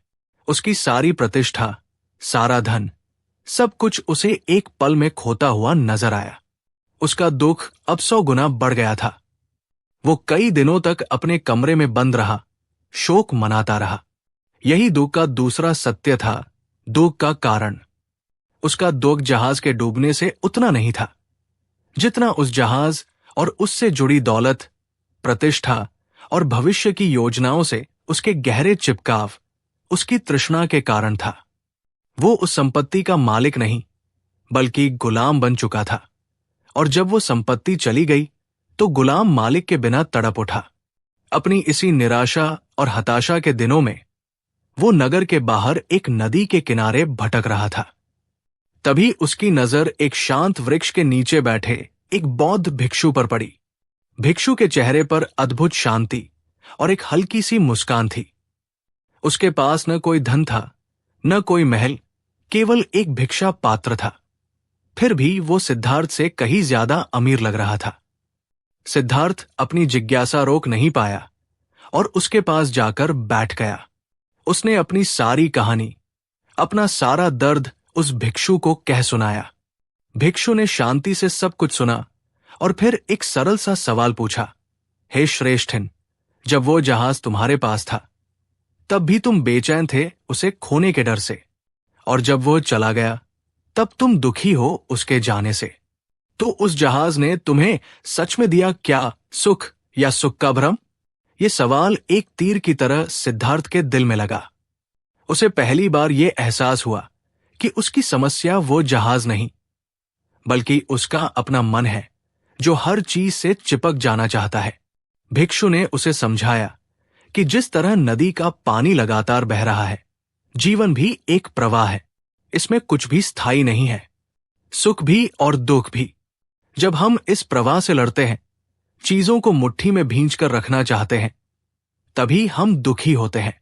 लेकिन अगर हम बहना सीख ले, चीजों को आने और जाने दे, तो एक ऐसी शांति का अनुभव हो सकता है जो किसी भी बाहरी चीज पर निर्भर नहीं करती। ये निर्वाण की झलक थी, दुख के अंत की संभावना, तीसरा आर्य सत्य। सिद्धार्थ को पहली बार एक आशा की किरण दिखाई दी कि इस अंतहीन बेचैनी से बाहर निकलने का एक रास्ता है। सिद्धार्थ ने उस भिक्षु से उस रास्ते के बारे में पूछा। तब भिक्षु ने उसे आर्य अष्टांगिक मार्ग के बारे में बताया, जीवन जीने की उस कला के बारे में जो दुख से मुक्ति की ओर ले जाती है। सिद्धार्थ ने दुनिया नहीं छोड़ी, वो कोई भिक्षु नहीं बना, लेकिन उसने उस मार्ग को अपने जीवन में उतारने का निश्चय किया। इस मुक्ति तक पहुंचने का व्यावहारिक रास्ता है सही समझ, सही आचरण और सही ध्यान का अभ्यास।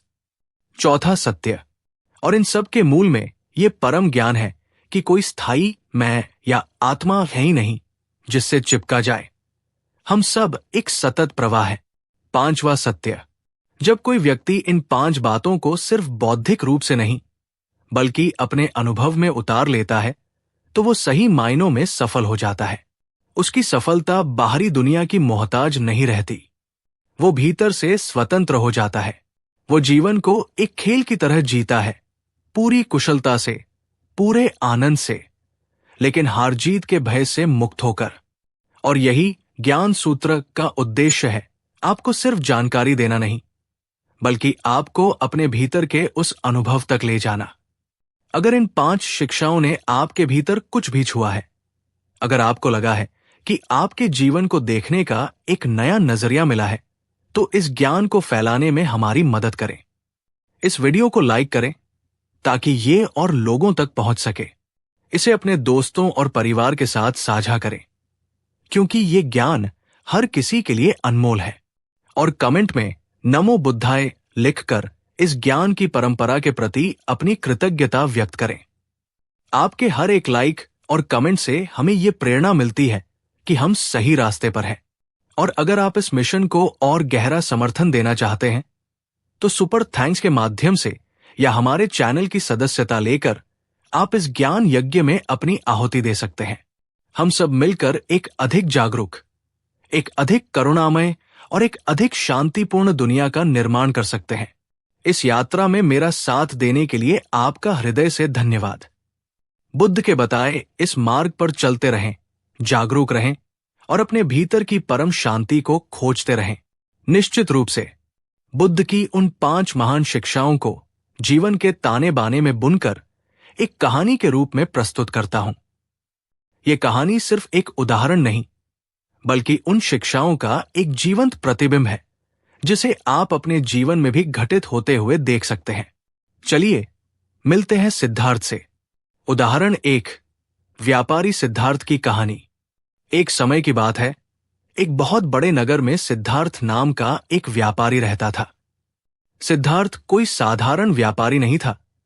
वो अपने नगर का सबसे धनी व्यक्ति था। उसके जहाज दूर दूर के देशों से मसाले, रेशम और कीमती रत्न लेकर आते थे। उसका घर किसी महल से कम नहीं था, जहां संगमरमर के खंभे थे और फव्वारे दिन रात चलते रहते थे। उसकी पत्नी और बच्चे सुंदर वस्त्रों और आभूषणों से लदे रहते थे। नगर का हर व्यक्ति सिद्धार्थ का सम्मान करता था, उसकी सफलता की कहानियां सुनाता था। बाहरी दुनिया के लिए सिद्धार्थ के पास वो सब कुछ था जिसकी कोई भी इंसान कल्पना कर सकता है, धन, प्रतिष्ठा, परिवार और शक्ति। लेकिन जब रात गहरी होती थी और महल के सारे दिए बुझ जाते थे, तब सिद्धार्थ की आंखों से नींद गायब हो जाती थी। वो अपने रेशमी बिस्तर पर करवटें बदलता रहता था।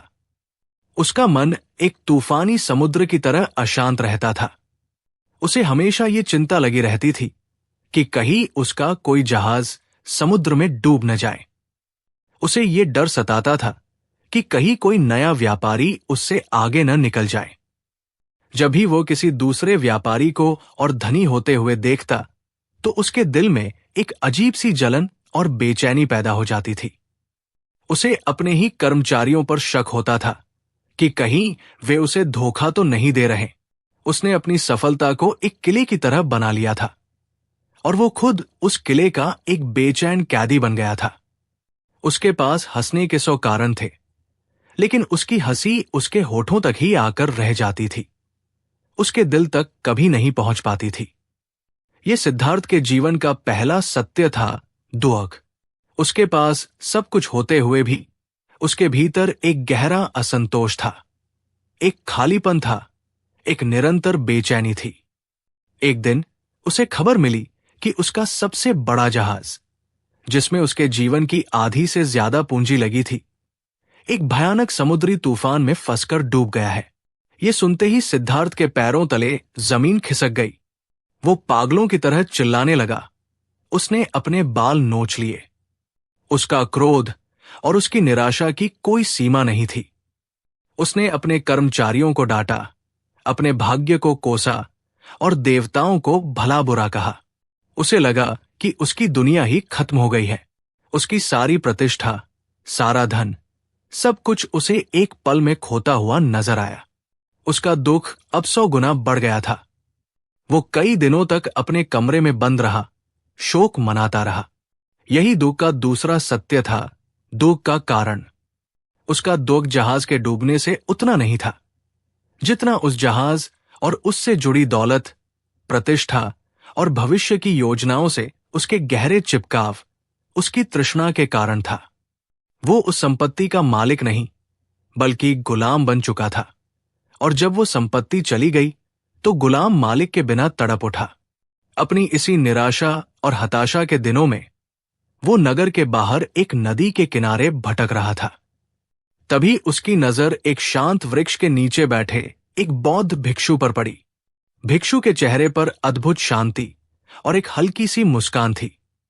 उसके पास न कोई धन था, न कोई महल, केवल एक भिक्षा पात्र था। फिर भी वो सिद्धार्थ से कहीं ज्यादा अमीर लग रहा था।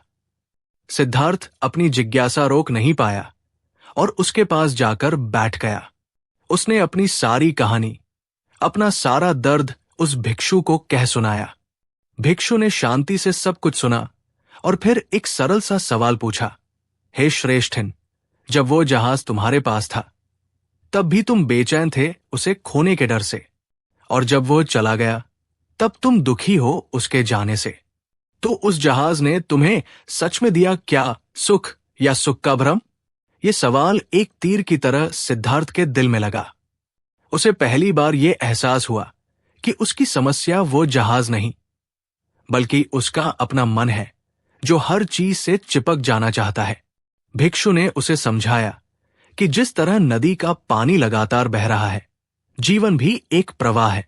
इसमें कुछ भी स्थायी नहीं है, सुख भी और दुख भी।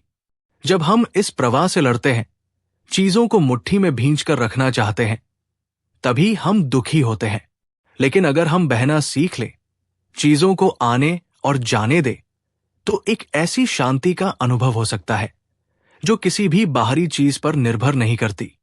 ये निर्वाण की झलक थी, दुख के अंत की संभावना, तीसरा आर्य सत्य। सिद्धार्थ को पहली बार एक आशा की किरण दिखाई दी कि इस अंतहीन बेचैनी से बाहर निकलने का एक रास्ता है।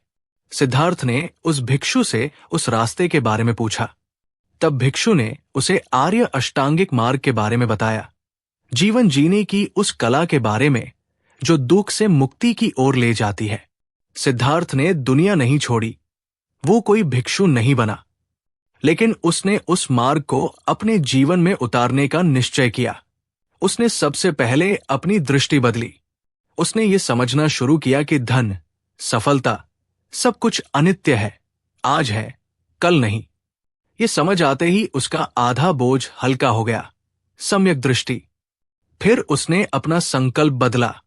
उसने तय किया कि अब वो केवल धन कमाने के लिए व्यापार नहीं करेगा, बल्कि ईमानदारी, करुणा और दूसरों की भलाई के इरादे से करेगा। सम्यक संकल्प। उसका ये बदलाव उसके कर्मों में दिखने लगा। जहां पहले वो ग्राहकों को धोखा देने या कम तोलने में संकोच नहीं करता था, अब वो पूरी ईमानदारी से व्यापार करने लगा। सम्यक कर्मांत।